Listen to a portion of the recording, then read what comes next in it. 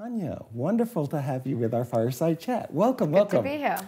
Let me trigger you with the following suggestion. Is the Women's World Chess Championship cycle in a crisis? Hu Yifan, the highest rated woman since Judith Polgar, has withdrawn herself. I think it's been in a crisis, but now with the new FIDE under Mr. Djokovic, things are really, really looking up. I mean, we got this new FIDE in October, and there have been so many reforms already and policy changes. And I think one of the big things that they've spoken about very positively is women's chess. They agree that the way to improve that and put it forward is with elite events. Okay. And to have a more coherent Women's World Championship cycle. Okay. That has been a big change because we know what the championship cycle's been like, and this was one of the reasons why Yifan did not want to be a part of it anymore, because they had to defend their championship. In her case, twice in a single given year. That's correct.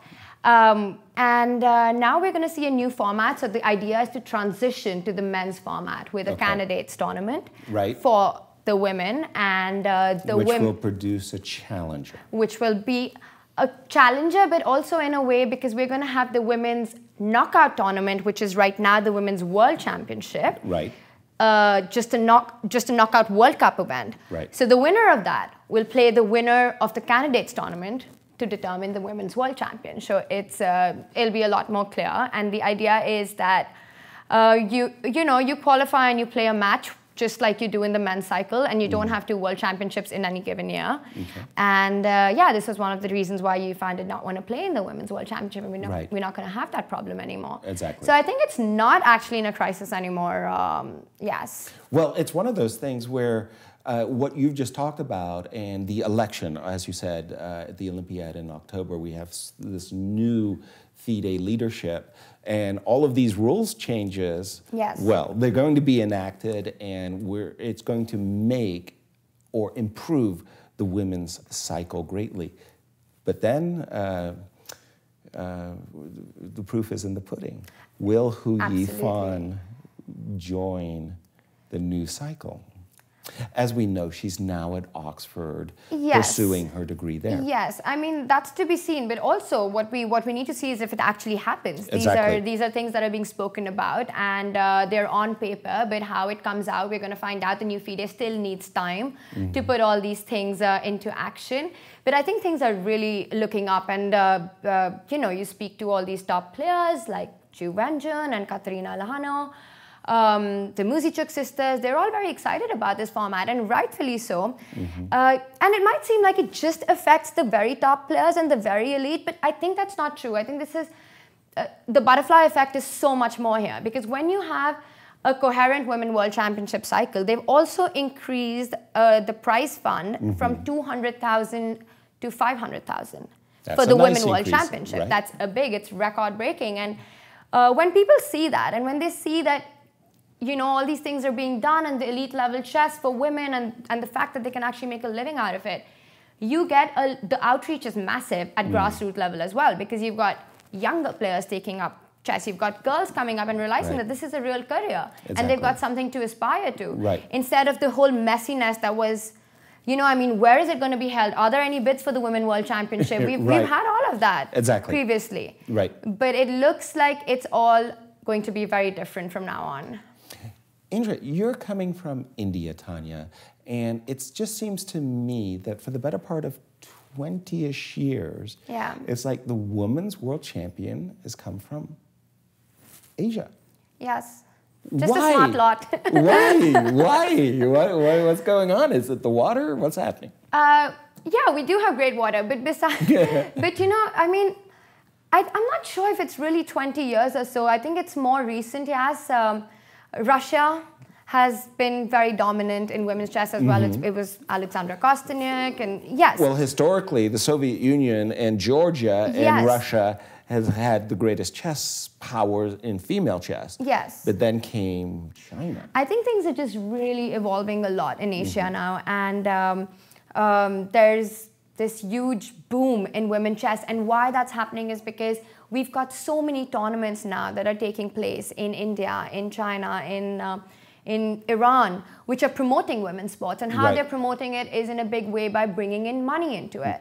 Unless people can feel that, you know, this is a viable career option and that this is something that girls can aspire to be, you know, to get into chess and to have a good life in it. I mean, why would they put that kind of energy from the start? But that's all changing now. So it's Russia historically has been so strong in chess because they've had this huge chess culture. But exactly. It wasn't so the case in most Asian countries. But I think things are really evolving because, you know, the government, the federations are very actively supporting women chess. There's also this, this really, I mean, I find it at least quite interesting. You know, we hear a lot about people talking negatively about women chess and can women play chess. And, you know, you always hear about these snide remarks about playing like a girl and stuff like that. But actually, my experience has been very different. Okay. My experience has been, I feel that if you are playing at a good level and, you know, if you have talent and you've worked hard on the game and you've achieved a certain level, if you can let your sport do the talking for you, I actually see a lot of respect for women players all over the world. And, you know, the opportunity to train with boys from a very young age. Chess is such a beautiful sport like that because there is no physical boundaries in it. Right. So you can actually work together and grow together in the sport. And I think for that, chess is a great tool to start at a very young age. And we see that in India, and we see that in countries like China, where there are so many tournaments being held that we don't even know where they're playing and how from like 2100, they're suddenly 2500 the next time you see them. Because they're all playing amongst each other. Right. You know, you see when you've got an icon like Zhu Wenjun in your country, or, you know, you've got Humpy in India, everywhere in the world there's this, you kind of need that inspirational figure for the pioneer who's blazing new trails. Absolutely. And that's happening. You've got Sachdev now in Iran. Yes. Yeah, so I think when you've got these figures who are breaking the norm and you kind of see them, and you know, you see, also I feel the one big thing that works for girls is that, and maybe for boys as well, that there's this whole appeal that chess has, and people are realizing more and more that being cool and being a chess player are not mutually exclusive.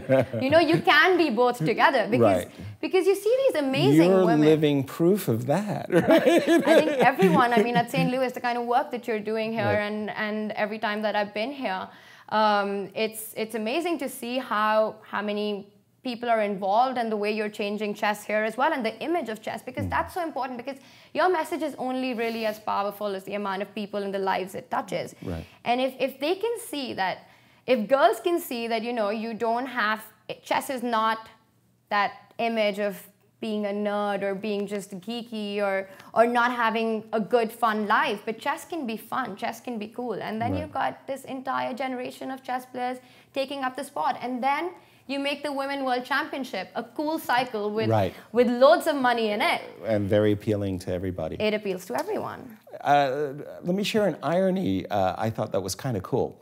Was in London for the World Championship match, the commentators were two ladies. Yes. Judith and Anna. And in the Women's World Championship, which was taking place in Russia at the time, there was 5 commentators, and they were all men. Yeah. An amazing irony, right? It was quite entertaining to watch. But I think in general, it's the whole scenario for women chess is changing. And then you've got tournaments like Cairns Cup that you're organizing here. Right. I mean, it's always going to be the first of its kind, because I think this trend is really going to pick up in a big way, where women elite events, we're going to see them coming up everywhere, and I think this is going to set the bar for it. Exactly. Well, I'm hoping that in the future, a tournament like the Cairns Cup will kind of be a candidates for the ladies. We'll see. I mean, you've got the strongest players playing here, so it does feel like that. It does.